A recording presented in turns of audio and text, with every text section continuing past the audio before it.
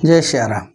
जैसा कि हमने कई वीडियो में आपको पहले बताया था कि आर्थिक स्थितियों का कारण और उसका निवारण कैसे होता है। आज हम बताते हैं पितृदोष की वजह से घर में होने वाली परेशानियों और उसका समाधान।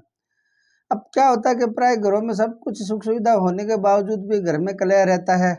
तो ये कलह क्यों रहता है? घर में कोई कमी नहीं है, आपस में अच्छी बनती है, बैठे बैठे बातचीत करते करते कि छोटी सी बात पे झगड़ा हो जाता है। तो ये सब क्यों होता है? इस सब के पीछे कारण क्या है? इस सब के पीछे कारण होता है पितृदोष।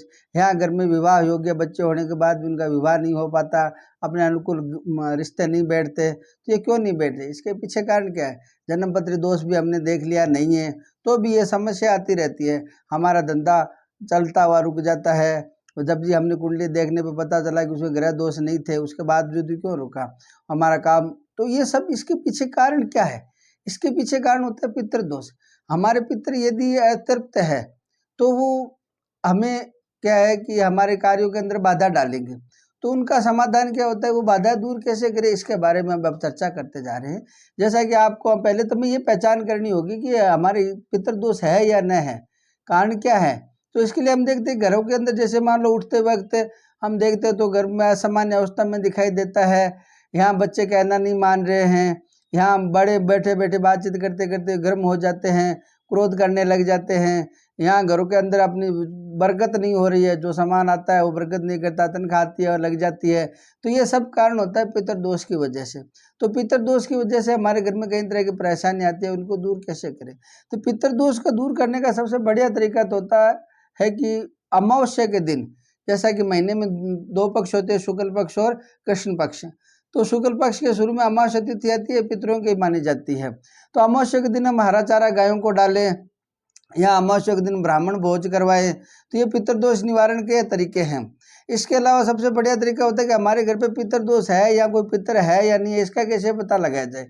तो इसका भी एक तरीका होता है कि आप अपने घर के आसपास जो भी पिंपल हो उसको सुबह सुबह आप उसमें कच्चा दूध पानी में मिलाकर 41 दिन तक लगातार यदि पिंपल में सेवन करते हो, दूध डालते हो, तो आपको पता लग जाएगा कि घर में पितरों की वजह से कोई दिक्कत हो रही है या किसी अन्य कारण है। यदि पितरों की वजह से दोष है तो हमें कैसे पता लगेगा कि पिंपल में दूध डालने से जैसे कैसे पता लगेगा? इससे ऐसा कि हमें आभास होने लग जाएगा कि हमारे घर में ये इस चीज़ का वजह से ये दिक्कत हो रही है।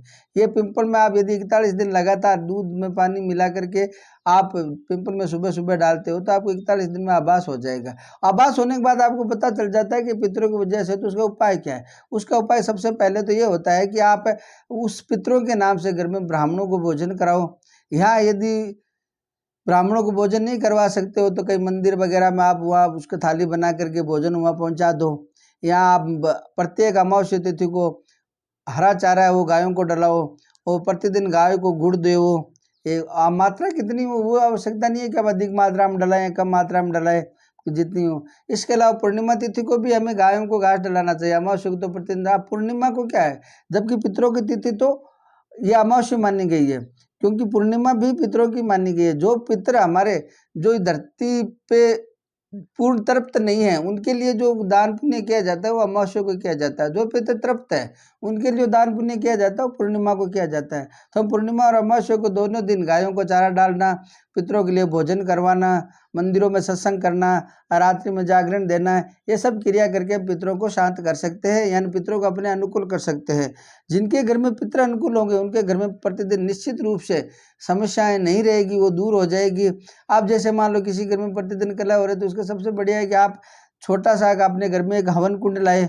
हवन कुंड के अंदर आप जौ तिल इनको जौ तिल चावल चीनी इनको घी में मिलाकर सुबह सुबह पितरों के नाम से आहुति देवे रोजाना।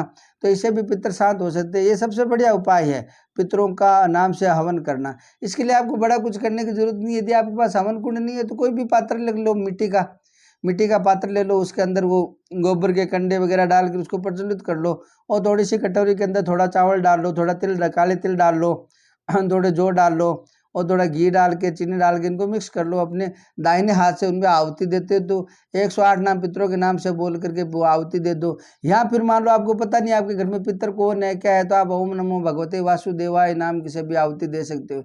इससे भी आपकी पितर संबंधित कोई दोष है तो वो सारा दूर हो जाएगा और घर की जो प्रतिकूल परिस्थिति है, जैसे कि घर में कलह होना, घर के बड़ों का बात छोटे न मानना, किसी की विवाह शादी में अड़चन आना, ये सारी समस्याओं का समाधान हो जाएगा। आप निश्चित रूप से आप इसको करके देखिए, अपनी घर की परेशानियों को दूर करिए। जय श्री राम।